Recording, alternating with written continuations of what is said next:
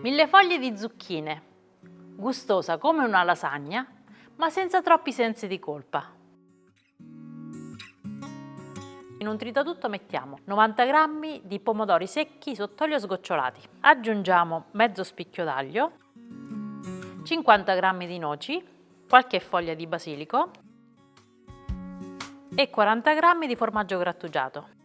Diamo una prima frullata.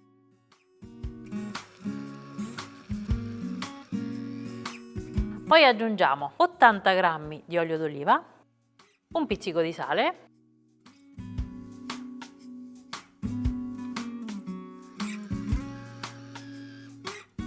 il pesto è pronto, teniamolo da parte. Intanto tagliamo a fettine sottili 800 g di zucchine, poi le grigliamo.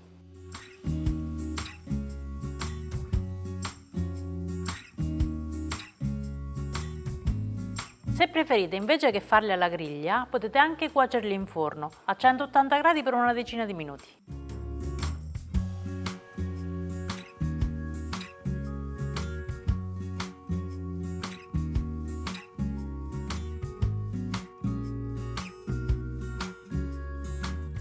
Ora che le zucchine grigliate sono pronte, prendiamo 250 g di ricotta e le insaporiamo con un po' di sale e basilico tritato.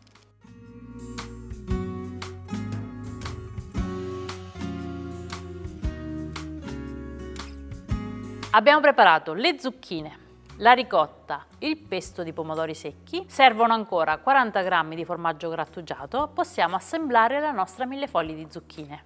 Quindi in una pirofila mettiamo un po' d'olio sul fondo, facciamo uno strato di zucchine, mettiamo un cucchiaio di ricotta, la spalmiamo per bene,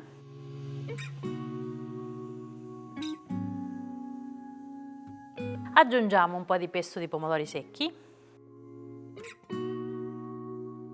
e una bella spolverata di formaggio grattugiato. Proseguiamo con un altro strato di zucchine.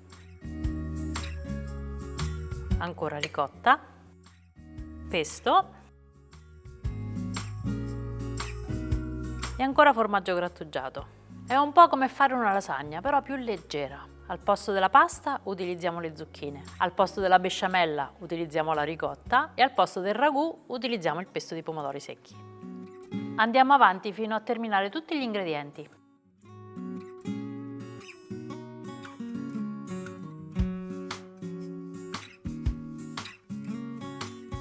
Sull'ultimo strato mettiamo abbondante formaggio grattugiato, così in cottura si formerà una bella crosticina croccante.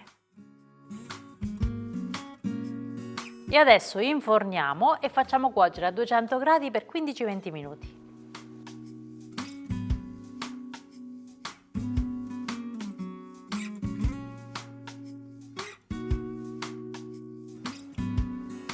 Pronta!